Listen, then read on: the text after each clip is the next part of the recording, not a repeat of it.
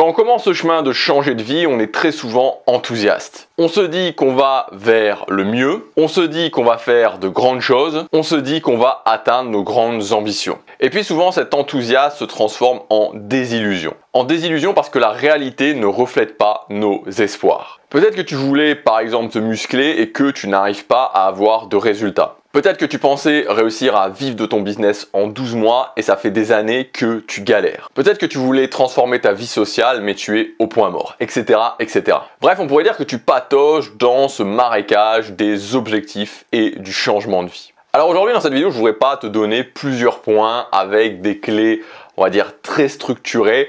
Je voudrais plutôt te faire réfléchir à quelque chose de simple, d'assez simple même, mais qui peut vraiment changer les choses pour toi, réussir à te faire sortir de ce marécage. Et c'est tout simplement le fait de te demander quelle est la chose que tu devrais faire mais que tu ne fais pas. Très souvent, la clé, elle est là. On veut quelque chose, on sait qu'il y a une action, une habitude qu'il faudrait faire, qui nous donnerait des résultats, mais pourtant, on ne le fait pas, c'est-à-dire qu'on procrastine de façon intelligente et on préfère faire des actions qui sont plus confortables. Et c'est normal, c'est humain tout simplement parce que souvent ces actions, ces habitudes qui donnent massivement des résultats, elles nous font peur, elles nous challengent et donc du coup, on ne les fait pas. Et donc la réponse est de trouver la force en soi de faire ces choses qui nous challengent. Peut-être que c'est de commencer à publier des vidéos sur YouTube en montrant ta tête. Peut-être que c'est de commencer à aller en salle de musculation. Peut-être que c'est de voyager seul. Peut-être que c'est de parler à des gens que tu ne connais pas. Et je pense que cette question, c'est important de toujours se la poser.